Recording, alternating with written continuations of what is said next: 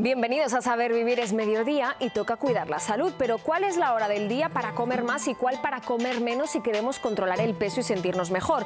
Porque todo lo que tomamos cada hora y cada día influye en el cuerpo mucho más de lo que pensamos, empezando por la bollería, una mezcla de azúcar, grasa y harina refinada que son como gasolina para el fuego de la inflamación interna del organismo, que nos enferma sin darnos cuenta. Menos mal que tenemos verduras y frutas que son bomberos de ese fuego, llenos de agua para cuidar los riñones que limpian nuestra sangre. Por eso hay que saber hidratarse, saber beber y saber comer, como os vamos a enseñar. Y para eso lo primero es saber comprar, examinando con lupa los alimentos, como el maíz dulce que compramos en lata o los patés que tanto gusta untar sobre el pan.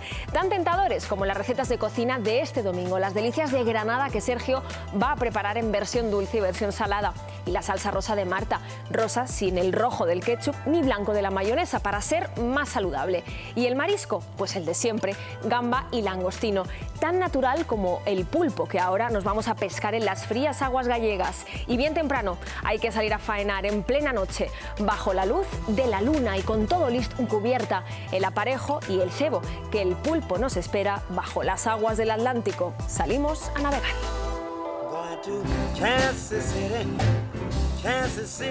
Estamos aquí en el Puerto del Sol y ahora vamos a salir a capturar pulpos. Salimos a las 5:30, 6 y vamos a ver qué nos espera hoy el día. Estamos llegando, tenemos la boya ya en la proa. Son nasas, nos vais a ver ahora unas nasas medianas y a ver si tenemos suerte, si viene algún pulpo. Ahora vamos a meter este cebo, a ver si comen. El pulpo come de todo, un poco de todo. Ahora, como la carnada está muy cara y no la hay, pues usamos este que le llamamos membrillo, una carnada artificial. Va muy bien. A ellos lo que les gusta es el marisco y esas cosas. Muy delicado el pulpo para comer. Hay que ir vaciando las nasas y meterle una carnada nueva. Todo el pulpo que no dé la talla reglamentaria, que es 1 kilo, tenemos que volverlo a tirar al mar. Siempre este no vale. No, esto no da el kilo. A ver, ¿y por qué? Pero lo normal son 3 kilos, 2 kilos, 4. Terminamos la casea y ahora tenemos que largarla, ¿no? Para a ver si vienen otros pocos más. Normalmente en invierno se captura más. Están las aguas siempre más revueltas, cambia la temperatura del agua y en verano pues hay muchas algas, el mar está muy tranquilo. La veda es a finales de mayo hasta julio. Mi suegro siempre tuvo barco y las capturas eran más o menos muy similares. Son 50 kilos por tripulante y 50 por barco. Somos 3, serían 200 kilos. El pulpo se puede preparar de muchas maneras. Empanada, caldeirada, con cebolla. Típico de aquí de Galicia es a la feira. Si es fresco, lo hay que mazar para que los tentáculos se pongan tiernos. Otra manera, se puede congelar lo mínimo de 1 semana a 2 semanas para que esté tierno. Se introduce un par de veces el pulpo por causa de asustarlo, para que no le caiga la piel. Luego se deja unos 30-35 minutos, se quita y se prepara con el pimentón, el aceite de oliva, el sal y bueno, y a disfrutar. El tamaño ideal es de 2,5 kilos a 3,5 kilos para mí. Diferenciamos el pulpo gallego al de otros sitios por el sabor. Vive mucho mejor que mucha gente porque come marisco gallego todos los días.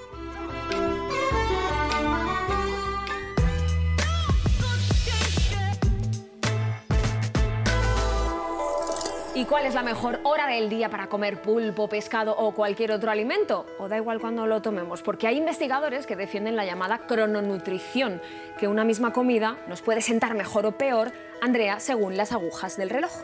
Y esto es, Miriam, porque el ser humano tiene unos ritmos naturales, como todo ser vivo, que son los ciclos circadianos. Y dejarnos llevar por estos ciclos evolutivos y poner un poquito de orden a nuestra alimentación siempre va a ser mejor que el desorden. Ahora, que el hecho de que importe las horas a las que comemos no significa que no importe más qué comemos o también en qué cantidad. Pues vamos a verlo con nuestro reloj, un reloj de 24 horas, unas 7 u 8 en el mejor de los casos son las que dedicamos a dormir y el resto a vivir o a comer. Empezando por el desayuno, que hay quien desayuna antes incluso de que se haya hecho de día a las 7 de la mañana, otros lo dejan para las 8, 9 o incluso más tarde. ¿Hay alguna hora que sea la mejor de todas? Sí, la más natural, que es a la que cada uno le apetece o le entre hambre, que puede ser nada más levantarte por la mañana, a media mañana o no desayunar el día que no te apetezca.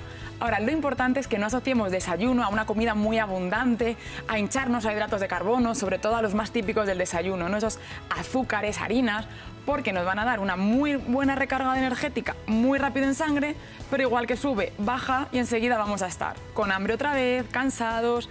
Mucho mejor es elegir un desayuno o con proteína de calidad y grasas de calidad o incluso ni siquiera desayunar. Fíjate, pues desayunando correctamente entonces no tendríamos por qué llegar con hambre a la hora de la comida, una hora que para algunos en ese mundo más anglosajón podría empezar como a la 1 del mediodía, otros a las 2, a las 3, hay quien se le hace un poquito tarde, también depende del trabajo, ¿no? Sí, pero es que retrasar mucho la hora de comer, sobre todo si hemos desayunado muy pronto, puede tener sus peligros. Y es que llegamos con mucha hambre y cuando tenemos tanta hambre, casi con ansiedad, primero hacemos peores elecciones alimentarias y segundo comemos mucho más deprisa y engullimos muchas calorías de golpe. Aunque eso no le pasa a todo el mundo, pero le sumamos estudios clínicos que se están haciendo tanto en la Universidad de Murcia como en la de Harvard, que están comprobando cómo las horas del almuerzo importan. Y comer más tarde de las 3, 4 de la tarde parece que es peor que comer a un horario más temprano. Y parece también que se ha asociado a un mayor riesgo de obesidad si lo hacemos constantemente e incluso a una peor tolerancia a la glucosa, menos sensibilidad a la insulina. Vamos a hacer peor esa digestión. Además es que si retrasamos mucho la hora de la comida se nos puede juntar casi con esa sobremesa o con las 5 de la tarde la hora del té, la hora de la merienda. Que es una hora que puede estar justificada si hemos comido pronto o si luego vamos a hacer una actividad física en la que vamos a quemar esta energía. Pero si comemos tarde y a la hora y pico 2 horas ya estamos comiendo otra vez, no va a tener ningún sentido. Y menos aún las personas que meriendan varias veces o se pasan toda la tarde picoteando.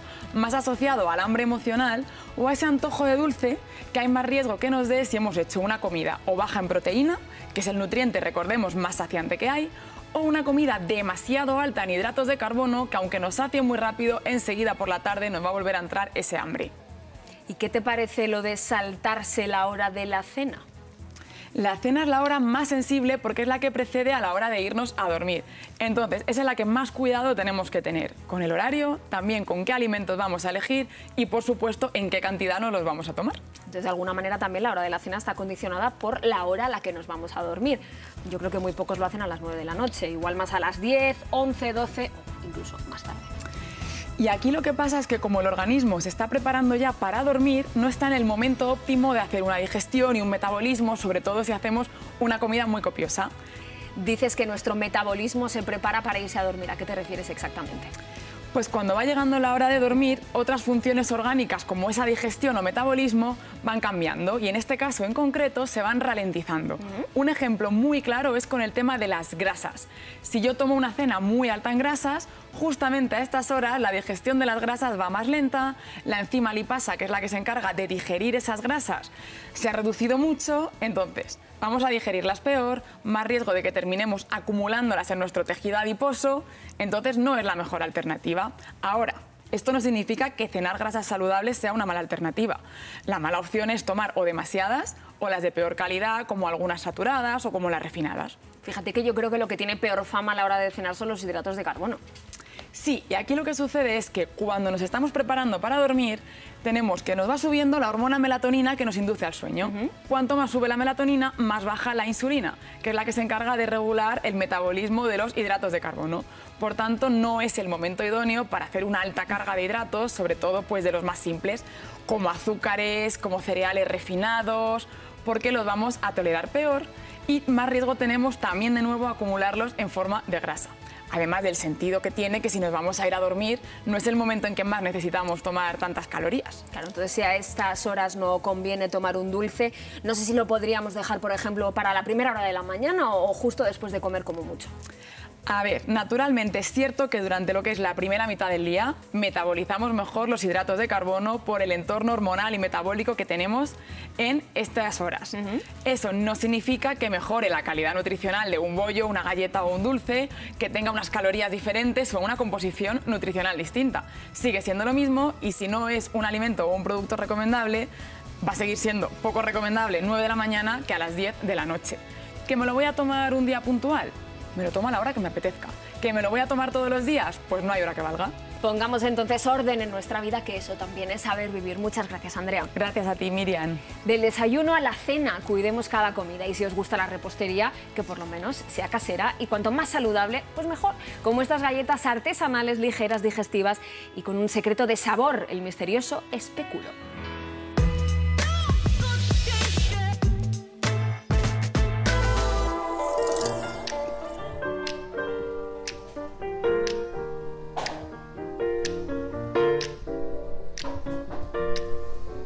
Bienvenidos a nuestro obrador.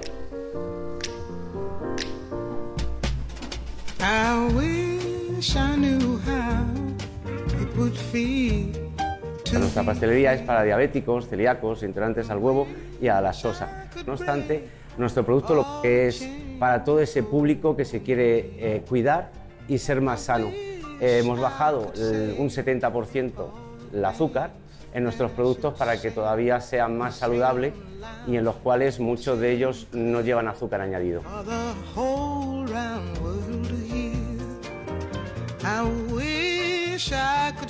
Aquí tenemos otra variedad de galletas de nuestra producción, en la cual está hecha a base de espéculo, en el cual el espéculo es una variedad de especias, entre ellas la nuez moscada, la pimienta negra, la pimienta blanca y jengibre. Las vamos a elaborar a base de mandarina, harina de arroz, destrosa, almidón de maíz, una pizquita de santana, un par de huevecillos y nada más. O sea, ya nada más que esa sería la base y luego posteriormente le meteríamos los saborizantes, en este caso el espéculo y el caramelo tostado. Para la elaboración, en primer lugar, es añadirle margarina apomada, luego posteriormente le añadimos el huevo, se lo ligamos, anterior le añadimos el azúcar, seguimos con las harinas, en este caso almidón de maíz y harina de arroz, mezclamos y luego ya por último le metemos el espéculo, la sal y el azúcar caramelizada. Hay que amasarlo despacito, poquito a poquito, para ir consiguiendo una masa homogénea. Posteriormente las mandamos al frigorífico unos 15 o 20 minutos para que empiece a coger cuerpo la galleta y se pueda manipular posteriormente para estirar y luego sacarle la forma que nosotros queremos.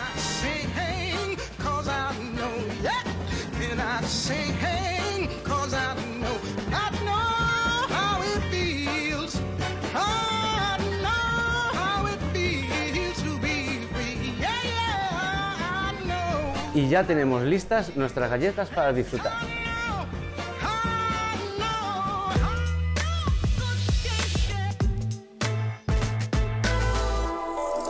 ¿Y qué sería de las galletas y la gastronomía en general sin los maravillosos cereales, sin el trigo, sin el arroz o sin el maíz?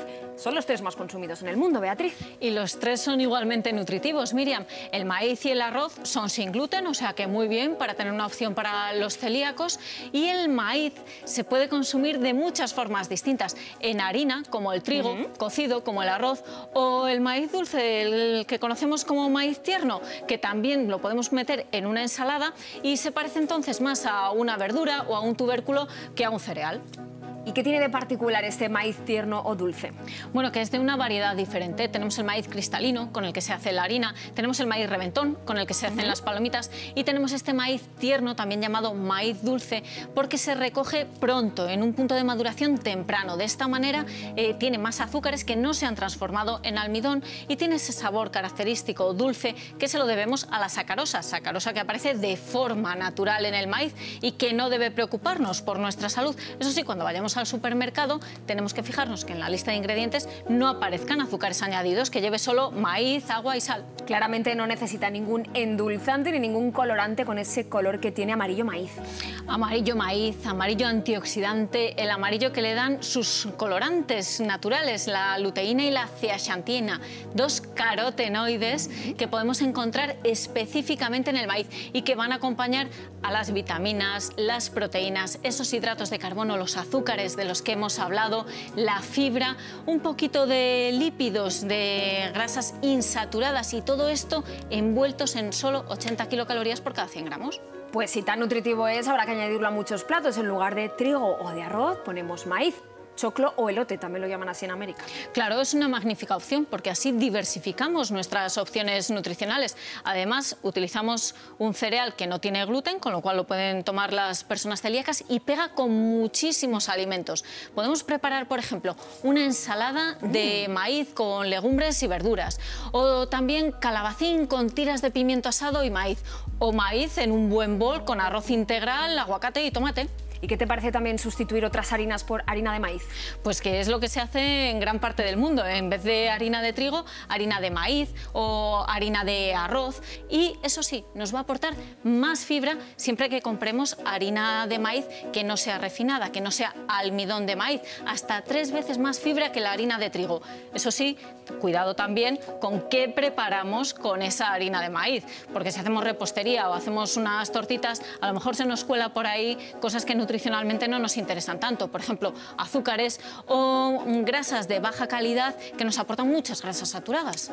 Cuidado, por cierto, con esas grasas saturadas, con todos esos productos que compramos, por ejemplo, estos patés o cremas tan ricos, tan untables para esta hora del aperitivo. Claro, son muy untables, muy apetecibles, esa untuosidad que le da la grasa, que además le aporta un gran sabor, un sabor que se potencia no solo con la grasa, sino también con esos condimentos que lleva a veces y que van incluso en el nombre, paté a la pimienta, paté a las finas hierbas. ¿Y qué tipo de grasa lleva? Por ejemplo, este que veo aquí, paté de hígado de cerdo. Bueno, de entrada sabemos que hígado va a llevar, claro, pero no tiene por qué ser el ingrediente mayoritario. Generalmente llevan también tocino. Algunos llevan más tocino que hígado y ese tocino va mezclado efectivamente con el hígado, también con especias, con sal e incluso con azúcar, como pasa con los patés de sabores. Y si se vende como paté ibérico, ¿tenemos que entender que es de mayor calidad? Ojo que las apariencias se engañan, que oímos ibérico y estamos pensando ya en jamón ibérico y pensando en una dehesa como esto. Y no tiene por qué. Hay algunos que sí que llevan jamón ibérico, pero con un máximo un 10%. Otros ponen ibérico, pero no llevan nada de jamón. Lo que llevan son grasas o hígado de cerdo ibérico, de la raza ibérica. Esto no lo hace necesariamente mejor porque aunque atribuimos al ibérico las características de calidad del jamón ibérico, realmente la norma de calidad del jamón ibérico no se aplica a los patés. Claro, y porque además en estos patés encontramos otros ingredientes como, fíjate, harina de trigo, fécula de patata o tapioca. Al final un paté no es más que una pasta cárnica esterilizada o pasteurizada, hecha a partir de hígado o carne, a la que se adicionan esas féculas o almidones para ajustar la textura, para ajustar la untuosidad y que puede llevar también aditivos y condimentos. Por eso la lista de ingredientes es tan larga. Y como en cualquier producto que compramos envasado, cuantos menos ingredientes mejor. Esa regla no es infalible, Miriam, ojo, que en algunos, como una menestra de verduras o un pan integral multicereales que tenga muchos ingredientes, pues no nos está diciendo nada malo. Sin embargo, en una carne procesada, sí.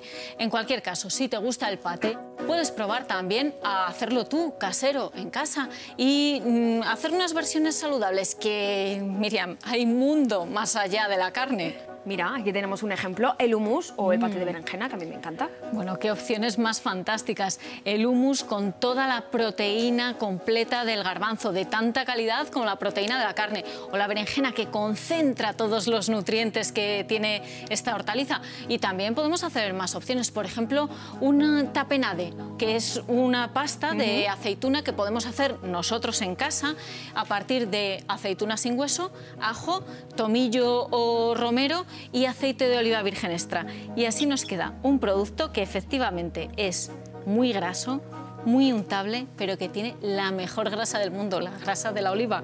Oro verde, oro para nuestra salud. Muchas gracias, Beatriz. Muchas gracias, Miriam. Y si el aceite es oro verde, la granada es el oro de color rojo, porque cada semilla está llena de nutrientes y llena de sabor. Y mirad todo el juego que Sergio le saca en la cocina. Granada de postre, granada con queso y hasta granada con mejillones. Pura granada.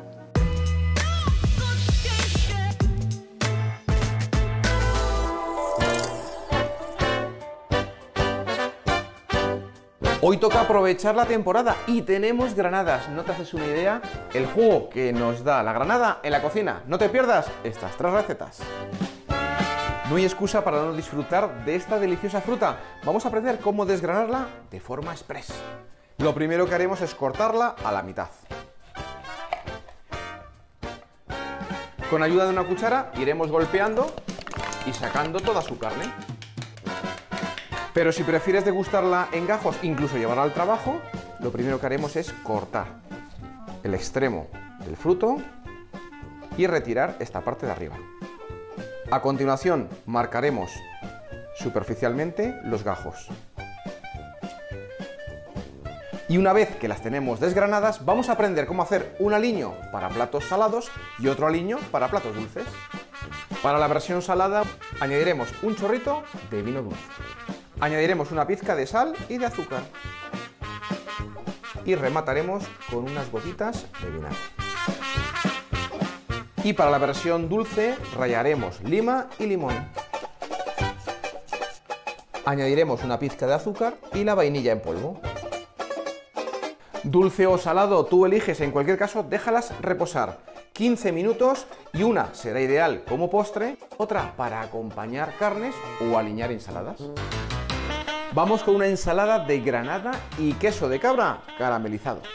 Lo primero que haremos es aliñar la granada con sal, pimienta, aceite, unas gotas de vinagre y las acompañaremos con uvas pasas.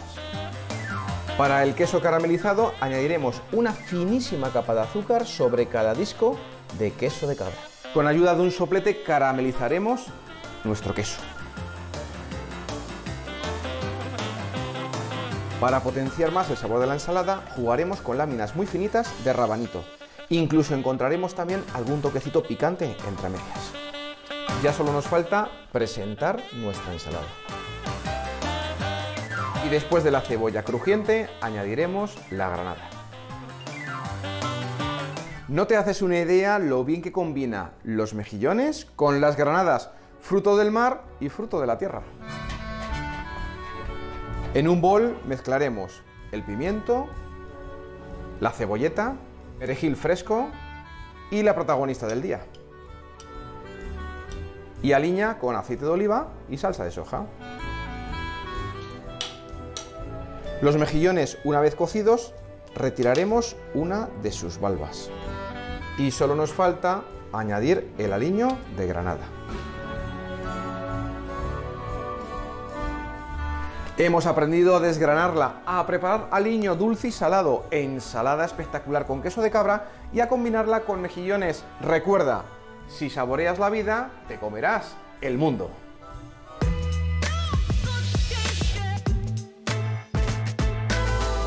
Cocinando como Sergio nos enseña y con alimentos saludables, también practicando ejercicio físico, seguro que controlamos el peso. Y así, Héctor, también cuidamos nuestra salud. Pues claro que sí, Miriam, porque si cuidamos nuestro peso y cuidamos nuestra salud, tendremos mejores niveles de colesterol, mejores niveles de tensión, incluso nuestras articulaciones sufrirán menos, nuestro corazón trabajará menos y hasta nuestros riñones estarán mejor. ¿Y nuestros riñones por qué? Bueno, pues porque nuestros riñones, cuanta menos masa corporal tenemos, menos trabajo tienen. Al aumentar esa masa corporal, aumenta el volumen de sangre y ellos tienen que trabajar mucho más. Bueno, tampoco tenemos tanta sangre, ¿no? Unos 5 litros he leído. Pues sí, has leído bien, son unos 5 litros, pero 5 litros que están permanentemente moviéndose por todo el cuerpo y siendo filtrados por estos riñones. Al cabo del día filtran unos 170 litros, pero es que al final del año son más de 11.000 los litros que filtran cada uno de estos riñones. Sangre que entra sucia por la arteria renal, como vemos aquí, y sale limpia, filtrada ya por la vena renal. Entonces, según me lo estás contando, parece que cada riñón es como un colador. Bueno, como un colador no, como 1 millón de coladores. Y es que en cada riñón tenemos 1 millón de nefronas. Y esas nefronas son las unidades filtradoras. Actúan como este colador. La sangre pasa a través de ellas, están filtrando continuamente esa sangre y esos desechos que se paran se van a ir a la orina. Y la orina será más clara o más oscura, más concentrada o menos, dependiendo del nivel de agua que tengamos en sangre. Y lo bueno, supongo yo, es que la orina salga muy clara. Por eso siempre se ha dicho eso de beber mucha agua, que es bueno para los riñones. Bueno, es que estar bien hidratado es bueno para los riñones y para todos los órganos del cuerpo. Pero es que en la sangre no solamente hay agua, hay sales minerales. Y cuanta menos agua tenemos, más se concentran esas sales minerales y terminan formándose los temidos cálculos, las piedras en el riñón. Pero es que además aumenta también el riesgo de infecciones urinarias. Y todo por no haber bebido lo suficiente. Y Héctor, entonces, cuanta más agua mejor, es decir, 3 litros mejor que 2. Bueno, tampoco hay que encharcarse, hay que beber lo justo, lo que necesita el cuerpo, unos 2 litros de agua. Con eso tenemos suficiente. Pero que tampoco es tan fácil llegar a los 2 litros, porque un vaso grande y un plato hondo apenas suman medio litro. Bueno, pero es que para llegar a esos 2 litros no hay que beberlos vaso a vaso hasta llegar a ellos. Piensa que, por ejemplo, pues una infusión que te tomas, una taza con café y luego 2 vasos que te bebes a lo largo del día, ya estás casi en el litro. ¿Y el segundo litro de dónde lo obtenemos? ¿De fruta, por ejemplo? Pues sí, es muy buena idea, pero de fruta, de piezas enteras, no del zumo que nos hagamos en casa con esa fruta, porque ahí se va a liberar glucosa y azúcar que no nos interesa para nada. Lo que queremos es comer esa pieza entera. Por ejemplo, la pera de agua, más de un 80% es agua, como su propio nombre indica. Pero es que cualquier otra fruta, las uvas, los kiwis, cualquier fruta va a superar en el 80% el agua. Tenemos, por ejemplo, al pepino, que es el rey de las verduras con agua, que tiene un 97% es agua, pero es que tenemos también, pues como vemos, la lechuga, el tomate, todo eso tiene muchísima agua y si nos tomamos una buena ensalada es incluso mejor que bebernos un vaso de agua. Entre esa ensalada, un vaso de agua que nos tomemos, una zanahoria a media tarde y una pieza de fruta, vamos, que ya tenemos casi los 2 litros. Dices casi porque todavía no hemos llegado a los 2 litros. No hemos llegado porque tenemos que sumar el agua del resto de alimentos, porque la carne también tiene agua, el pescado también tiene agua, incluso los lácteos, por ejemplo, el yogur o el queso también tienen una buena cantidad de agua, que todo va sumando, y también incluso los huevos, la clara tiene agua y la yema también tiene agua. Entonces, los alimentos que menos agua tienen, como los frutos secos o los cereales, nos interesan menos. Bueno, desde el punto de vista del riñón también nos interesan, porque son ricos en fitatos, que son unos elementos que nos ayudan a mantener los niveles de sales en orina en el buen rango que tienen que estar. Y además, porque los riñones no solamente filtran la sangre, sino que también ayudan a mantener esos niveles de sales, por ejemplo, del sodio. Claro, hablar de sodio es hablar de sal. Entiendo que para nuestros riñones, cuanta más sal tomemos, peor. Mucho peor, porque cada gramo de sal hace retener más agua para poder disolverse y lo que va a hacer es aumentar el volumen de sangre circulante. Cuanta más sangre, más tiene que trabajar el riñón y más presión ejercemos sobre él. Igual que el exceso de azúcar o, por ejemplo, también el tabaco, que es el gran enemigo de nuestros riñones. Pues cuidemos nuestros riñones, que solo tenemos 2 y nos tienen que durar toda la vida. Gracias, Héctor. Gracias a ti, Miriam. Agua para cuidar los riñones y agua para hidratarse, y ojalá pudiese el agua apagar el fuego más peligroso para nuestra salud, el de la inflamación interna que sufre el organismo por comer mal y no llevar una vida saludable. Lo vamos a ver justo a la vuelta de este viaje por el Valle del Lozoya, en busca de aire puro, cabañas entre los árboles, bosques de cuerdas y un buen plato de cocido, el cocido madrileño.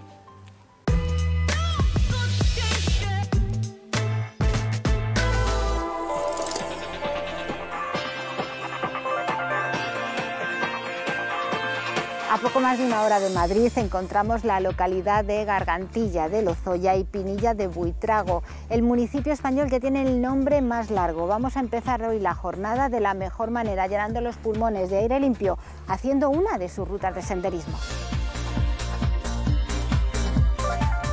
Es una ruta muy facilita que te lleva a conocer el embalse de Río Sequillo y luego pasa también por la ermita de Santiago.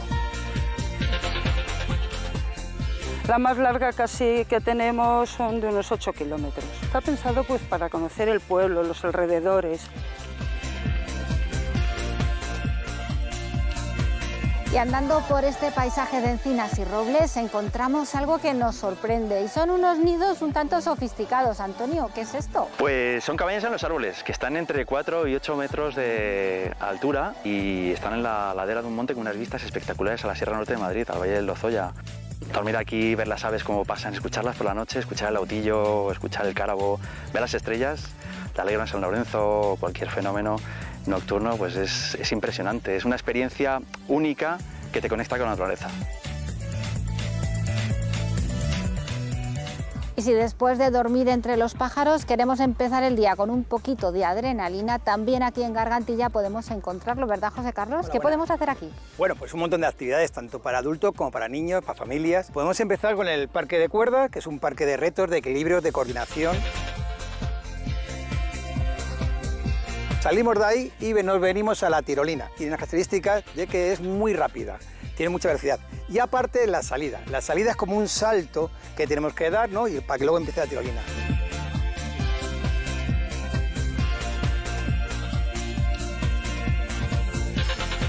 Bueno, creo que ya hemos hecho bastantes kilómetros por hoy, así que vamos a recargar baterías. Buenas tardes, Floro. ¿Cómo podemos recuperar energías de manera saludable aquí en Gargantilla? Bueno, de manera saludable yo pienso que una buena carne acompañada de unas verduras de temporada, como verás, bueno, productos de huerta. Nosotros en la brasa lo que hacemos la carne, tanto de ternera como de vaca, tiene al quemarse con el carbón, con la leña de encina, siempre se reduce un poquito la grasa. Mira, hoy concretamente tenemos el cocido madrileño. Viene lo que es la legumbre, con su espinazo, con su choricito, con su jamón, con su pollo y con sus verduras.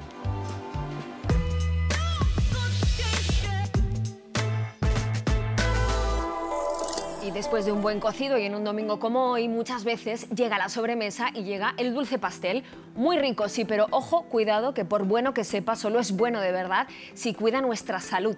¿Y cómo la perjudican los dulces? Pues para empezar, produciendo una inflamación interna del organismo, que nuestro cuerpo esté en llamas, como lo titula en su libro nuestra siguiente invitada, la nutricionista Beatriz Larrea, con un objetivo en la vida, que es ayudarnos a combatir esa inflamación.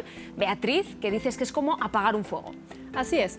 Por desgracia, la inflamación irá tomando terreno en tu cuerpo y poco a poco se empezarán a encender pequeños fuegos que terminarán en una inflamación sistémica. Tu cuerpo se encenderá en llamas. ¿Y esto qué problema tiene? Bueno, tiene muchos problemas. Primero, hoy sabemos que esa inflamación es un factor de riesgo, un común denominador para todas las enfermedades que azotan al mundo occidental. Y también sabemos que va a acortar tu expectativa de vida saludable. ¿Qué quiere decir eso? Que va a acortar la cantidad de años que vas a gozar de una buena salud. Así que es importante apagar ese fuego y ya. Comentas además que en esos casos de inflamación crónica hay una serie de alimentos que ejercen de gasolina, avivando esa llama de la inflamación. Claro, como en toda película tenemos a los héroes y a los villanos. Y aquí tenemos a los villanos. ¿Qué sabemos que genera gran cantidad de inflamación en el cuerpo? Pues número uno, las grasas saturadas. ¿Y de dónde vienen las grasas saturadas? Pues sobre todo de carnes rojas, embutidos y lácteos que tengan una gran cantidad de grasa. ¿Hay más alimentos gasolina? Sí, tenemos otros 3 alimentos gasolina. Primero están los aceites vegetales hidrogenados, parcialmente hidrogenado o cualquier aceite vegetal que haya sido sometido a altas temperaturas. Cuando está sometida a estas altas temperaturas, se oxidan y cuando tú los consumes generan inflamación sistémica. Y también tenemos a las harinas refinadas y al azúcar. Como ves, yo tengo un sensor de glucosa. ¿Qué es lo que hace este aparato? Pues mide en tiempo real cómo reacciona tu cuerpo ante alimentos altos en azúcar o ante cualquier alimento. Y hoy sabemos que si tienes picos altos, pronunciados y a largo plazo, pues también se genera no solamente diferentes enfermedades, sino también produces inflamación sistémica. Así que hay que reducir estos alimentos altos en grasas oxidadas y en azúcares libres o harinas refinadas como bollos, galletas, palmeras, patatas fritas, en fin, todo lo que ves en el supermercado que sabes que no debes de comer, eso. Afortunadamente no solamente hay alimentos gasolina, también dices que hay bomberos. ¿Cuáles son los bomberos? Claro, aquí tenemos a los superhéroes. Entonces, el superhéroe de los superhéroes, vamos a tener a Batman. ¿Quién es Batman? Pues es la cúrcuma, con su compuesto antiinflamatorio, la curcumina. Entonces puedes poner un poco de cúrcuma en tus comidas. También tenemos al número 2, que es la fibra. ¿Por qué la fibra? Porque la fibra va a actuar a nivel intestino, va a alimentar a las bacterias como Prausnicia y Arquemancia, que van a generar el compuesto antiinflamatorio más potente que existe, que es el butirato, bajando los niveles de inflamación sistémica. Proviene sobre todo en las lentejas, en las alubias, en los cereales integrales, pero bueno, mi alimento estrella siempre son las lentejas. ¿Más alimentos con ese efecto antiinflamatorio? Claro, hay más superhéroes. Tenemos a los alimentos del reino vegetal que contienen diferentes antioxidantes, polifenoles o flavonoides que también actúan como bomberos. Mis favoritos son el té verde y el té matcha, el aceite de oliva, tenemos a las alcaparras por su quercetina, las crucíferas y los germinados de brócoli por el sulforafano y tenemos también a los frutos rojos, que me encanta cómo brillan sus antioxidantes. El cacao también tiene mucha fama de ser antioxidante, y digo el cacao y no el chocolate. Claro, el cacao era el oro de los aztecas, el alimento estrella de las culturas mesoamericanas. ¿Por qué? Porque es el alimento que tiene una mayor capacidad antioxidante y uno de mis grandes bomberos. Y además es una de las mejores fuentes de magnesio, un mineral que gran porcentaje de la población tiene deficiencia y que también ayuda a bajar la inflamación. ¿Y no hay ningún alimento de origen animal que tenga ese efecto antiinflamatorio, ese efecto ibuprofeno? Sí, tenemos lo opuesto a las grasas saturadas que generan estas prostaglandinas inflamatorias. Tenemos el omega 3 que genera prostaglandinas antiinflamatorias. ¿Y de dónde viene el omega 3? De los pescados, boquerones, sardinas, anchoas, salmón, pero también viene del reino vegetal, nueces, semillas de lino, semillas de chía, semillas de todo tipo en general, son una fuente muy importante de grasas saludables. Y siguiendo estas pautas de alimentación que nos estás dando a rajatabla, ¿ya evitaríamos esa inflamación crónica del organismo o hay algo más que debamos hacer? Me encantaría que la película solamente se tratara del superhéroe del villano, pero no, sabemos que hay un medio ambiente y un contexto. Así que sí, la alimentación juega un papel muy importante en tu salud, pero no es el único. Tenemos que hablar sobre el mayor pirómano, que es el estrés, y su hormona, el cortisol.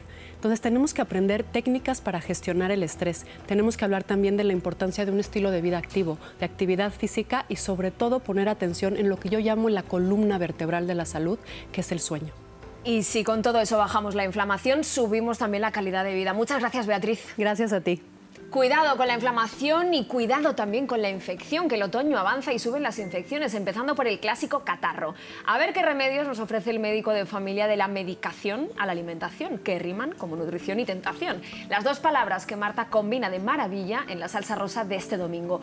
Todo lo vais a descubrir después de conocer bien de cerca a este artista del humor y la ilusión. Es Luis Piedrahita. Mirad cómo se cuida.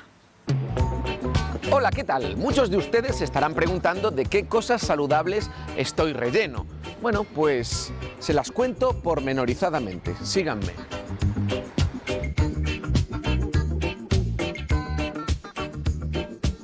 Yo intento comer lo más sano que pueda y si uno no lleva dentro frutita, verdurita, carne, cosas sanas, y si uno se alimenta solo de bollos y de las cosas que apetecen, en el escenario no aguantas. Claro, hay dos tipos de trabajo. Está el trabajo físico, que tiene esa demanda física en el escenario de tener que moverte de un lado para otro, de tener que estar proyectando la voz. Pero luego también hay un trabajo mental y ahí también hay que comer pescadito, hay que comer carne, hay que comer verdura, fruta, buscar omega 3.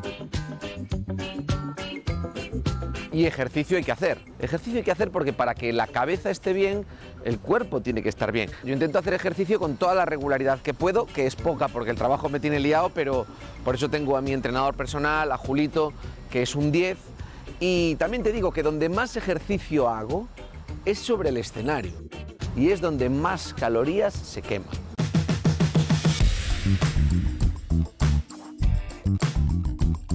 Pues ahora mismo en el Teatro Reina Victoria, todos los fines de semana estoy con Es mi palabra contra la mía. Ataca una tesis concreta que es: nadie está contento con lo que le ha tocado. Al final de la obra descubrimos un botón que si lo pulsas desactiva todos esos descontentos.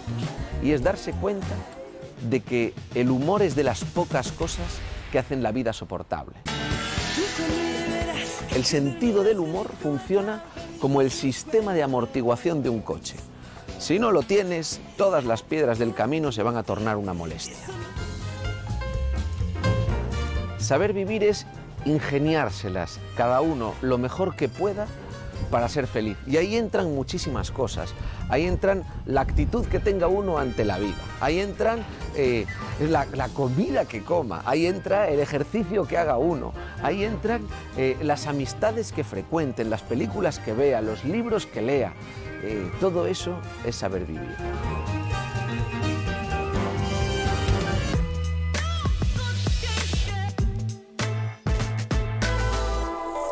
Nadie está libre de pillarse un catarro este otoño, por famoso o conocido que sea, que para fama, la que tienen los virus del resfriado y la gripe, que al lado del dichoso coronavirus parece que llegan así, de golpe, doctor Fabiani, a cada otoño. Bueno, no es que lleguen de golpe, porque es que nunca se han ido. Los virus, Miriam, viven con nosotros, aunque no los veamos. Y por eso nosotros durante el año tenemos que cuidarnos para estar preparados para hacerle frente, evitando los tóxicos, haciendo ejercicio y comiendo bien. Comiendo bien, que no es comer más, es comer mejor. Además tenemos fármacos que curan esos virus. Los fármacos curan poco. ¿Cómo que curan poco? Y entonces, ¿qué me dices de los antigripales, de los anticatarrales? Bueno, es que ese anti que ponemos delante no hace referencia al virus, porque no mata los virus. Es más bien contra los síntomas. O sea, serían antisíntomas catarrales, antisíntomas gripales. Pero bueno, no te preocupes porque no nos hace falta. Nuestro organismo se encarga de recuperarnos. Nosotros tenemos que echarle una mano, evitando esos tóxicos, descansando, con una buena hidratación, con una buena alimentación y, bueno, y con medicación si nos hace falta.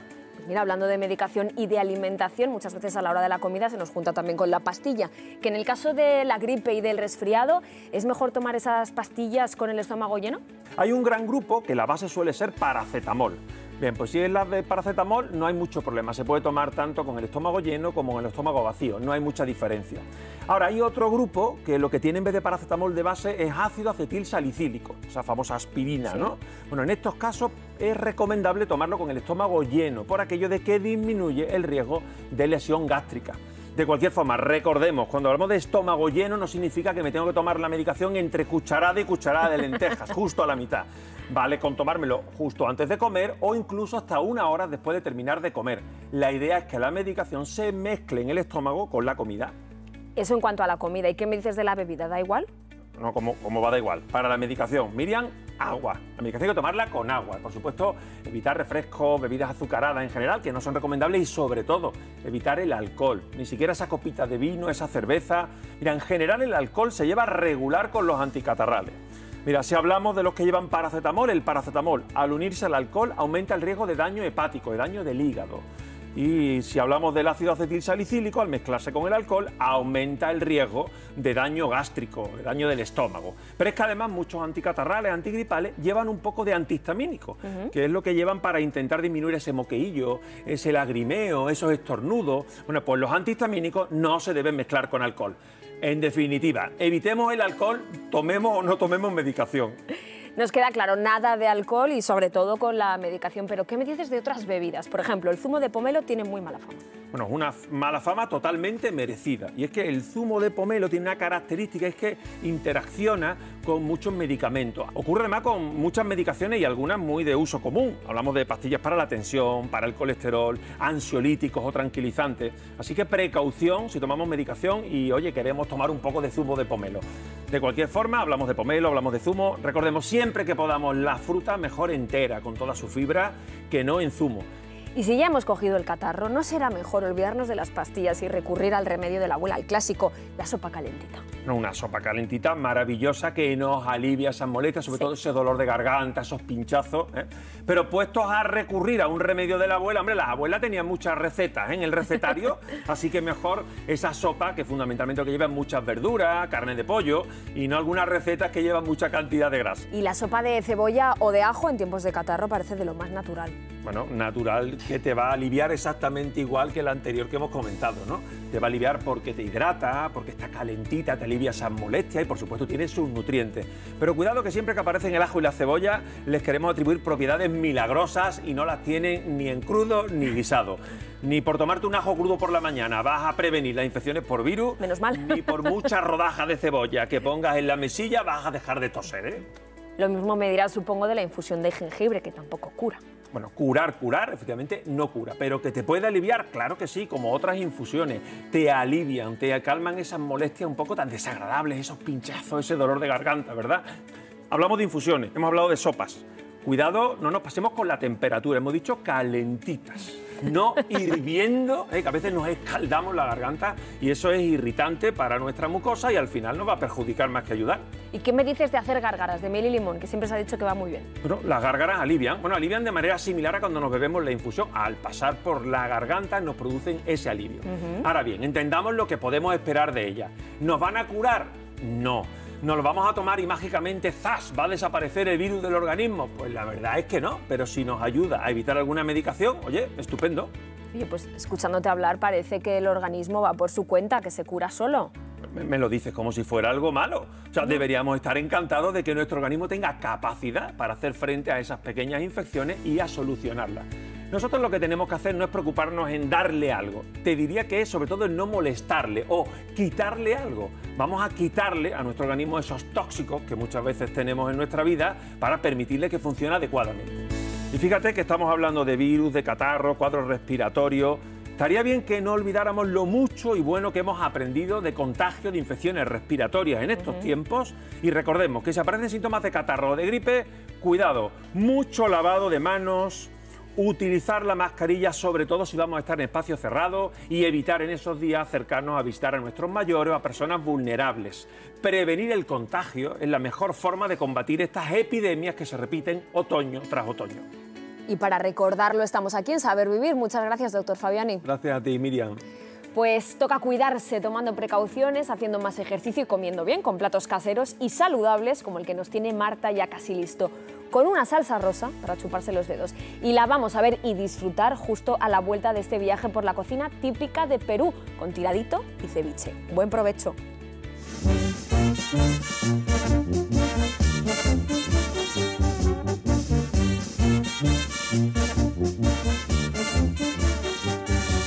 Perú no solamente es gastronomía, sino también tenemos música, tenemos bailes. El Perú está dividido en costa, sierra y selva, con lo cual nos aporta, aparte de comida, nos aporta muchísimo más en otros aspectos. La base de la gastronomía peruana sería el pescado, los mariscos, la patata. Hay 5.800 tipos de variedad de patata solo en Perú. Los tubérculos, los oyuquitos, las yucas, todo eso es una base sólida de la comida peruana. Y el arroz, que no falte el arroz.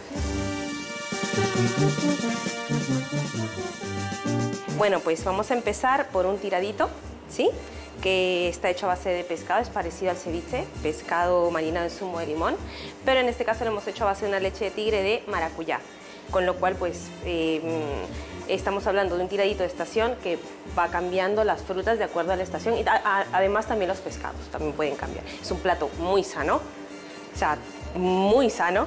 Y bueno, lo pongo primero que el ceviche, porque el ceviche ya llega a ser un plato un poquito más fuerte. Es el pescado marinado en zumo de limón, la leche de tigre es más potente, tiene un poquitito de picante, con lo cual pues lo ideal sería primero comerse un tiradito y después un ceviche. Por último tenemos un plato de carne, que está hecho a base de ternera. Es un plato que está fusionado con la cocina criolla chifa, porque en Perú pues en su momento hubo muchísima inmigración japonesa y china, y entonces pues no sabían cómo conjuntar los insumos y de pronto apareció el maravilloso sillao, que es la salsa de soja.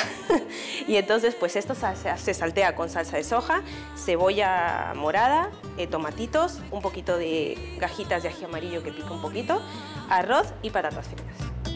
Del ensueño que evoca la memoria. Ya el postre hay que pecar en ello, ¿no?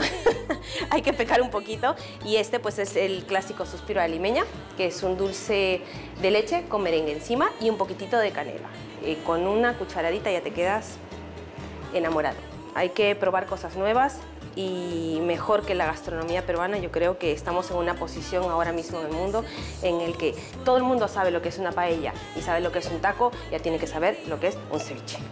Traigo charque, camarones en ceviche, traigo mote pelado, todo bien sazonado yo. Soy Leonor.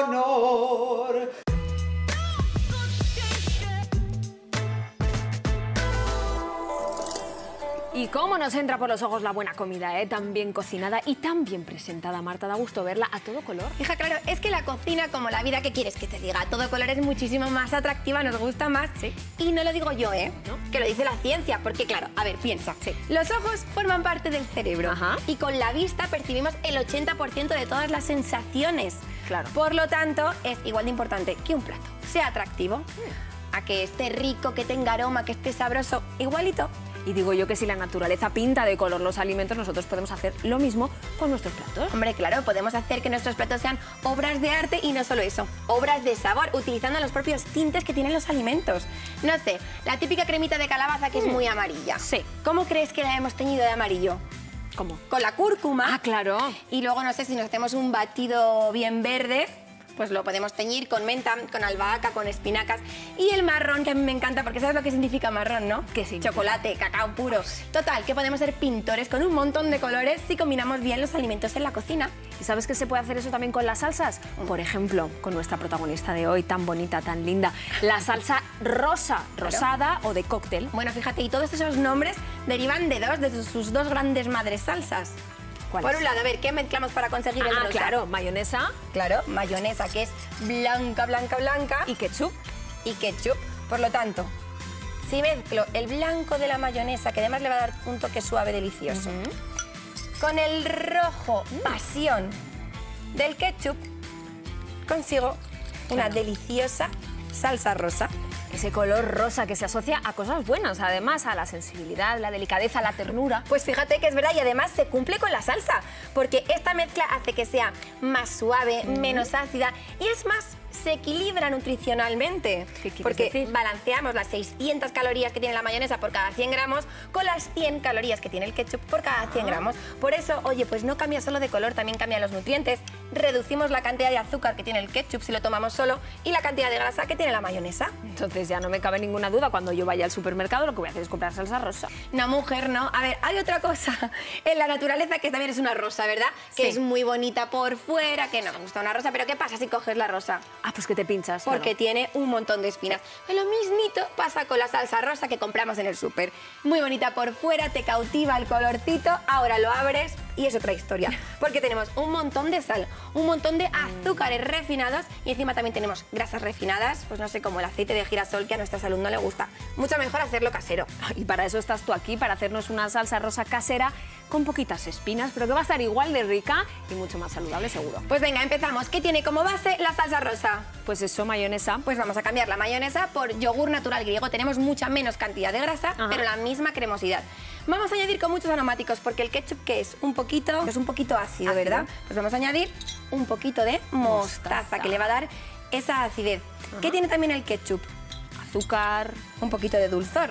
Pues vamos a añadir un poquito, pero una pizca, de sirope de agave. Muy poquito para equilibrarlo. También vamos a echarle un pelín de zumo de lima, que también es muy, muy aromático y va a permitir que no echemos nada de sal. Y para terminar, ¿de qué color es el ketchup, Miri? Rosa, ¿eso cómo lo conseguimos? Con la remolacha, el zumo de remolacha, la va a teñir y le va a dar también el toque dulce que le aporta el ketchup. Y ya verás, qué bonito, cómo se va a teñir nuestra salsa. ¿Estás lista? Remueve, remueve, que tenemos ganas de verlo. Y además, rosa, de verdad. Oye, y con esa salsa rosa de Marta Verona, ¿qué podemos hacer? ¿Qué podemos preparar? Pues mira, primero observarla y comérnosla tal cual porque es preciosa. Y si no, podemos hacer lo típico, ¿no? Para una ensalada, esto es maravilloso. Una ensalada de patata alemana o de manzana, genial. Pero yo hoy me he puesto un poquito más creativa, más navideña, queda un montón de tiempo, pero así conquistamos a todo el mundo en casa. Con un cóctel de gambas, de langostino, con salsa rosa saludable de remolacha. ¿Y qué más lleva por aquí encima? Pues tenemos, mira, un poquito de más ralladura de lima por encima, porque esto va a ayudar a que no tengamos que echar nada de sal. Claro. Tenemos pepino, tenemos directamente también remolacha, lo que va a hacer que sea un plato súper saciante. ¿Le pongo un poquito más de salsa? Venga, un poquito más de salsa. Un poquito más. Que ya hemos dicho, ¿no? Que con color la comida está más rica. Fíjate, menudo color. Precioso. Menudo olor tiene y cuando podáis probarlo, no dejéis de hacerlo, porque además lo podéis comprobar en casa siguiendo la receta y todos los consejos que os damos cada semana sin falta en RTV Play y las redes sociales de Saber Vivir. Muchísimas gracias, Marta. Gracias a ti, Miri. Más me vas a dar las gracias la semana que viene, que te traigo las típicas tortitas con sirope. ¿Sí? Pero más saludables. ¿Cómo esas? Sí, más nutritivas y obviamente con menos calorías. Y para gastar esas calorías, pues ya sabéis, a moverse más, ejercicio de resistencia y ejercicio de fuerza, como la calistenia, que se ha puesto tan de moda. El ejercicio que es más natural porque es el que soporta el peso del propio cuerpo. Bueno, del propio y del que se añada siempre que sea en buena compañía. Y como decir ejercicio es decir salud, con él os dejamos hasta el domingo que viene. ¡Feliz semana y cuidaos mucho!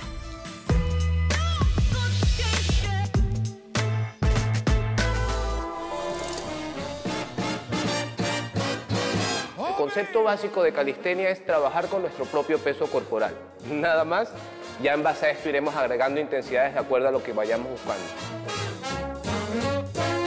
Es un deporte dirigido a todo público, porque todos podemos realizar movimientos con nuestro propio peso corporal, lo que tendríamos que pensar en cuál va a ser nuestro objetivo y en base a nuestro objetivo ir agregando los ejercicios que necesitamos para ese objetivo. Trabajamos con una persona de 60 años, ¿verdad?, con una movilidad articular reducida y hemos implementado ejercicios de poco impacto. Y empezamos con esta sentadilla en banco. Agregamos peso para hacer el movimiento mucho más intenso. Vamos a trabajar la parte superior, nuestro tren superior, y lo vamos a hacer con unas flexiones elevadas.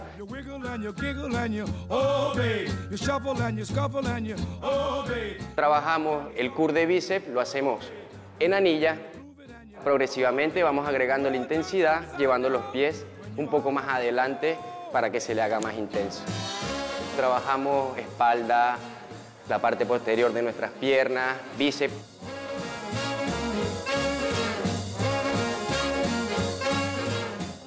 Principalmente nos movemos tren superior, tren inferior, cuerpo completo, que es un deporte recomendable e infinito. La gente mayor comienza como, oye, me voy a intentar mover, y ya luego los ves animados a hacer otras cosas. Yo tengo algo menos de un año que me diagnosticaron una artrosis en la columna y tenía muchos problemas de movilidad. Entonces, vi la sugerencia de lo que es la calistenia y puse a practicarlo, y con eso he mejorado un montón. Hoy en día ya me muevo más, puedo subir escaleras tranquilamente, me puedo agachar a buscar las cosas, me puedo sentar. Lo que sí es muy, muy importante que lo hagan siempre bajo la supervisión de un profesional. Y recuerden que entrenando calistenia no es solamente cargar 1000 pesos encima, nos ayudará en movilidad. Tendremos mucha más salud, mejoraremos en nuestro sistema cardiovascular y por último, y lo que más queremos es estar fuertes y estéticamente bien, y lo encontraremos sin machacarnos tanto, obteniendo salud.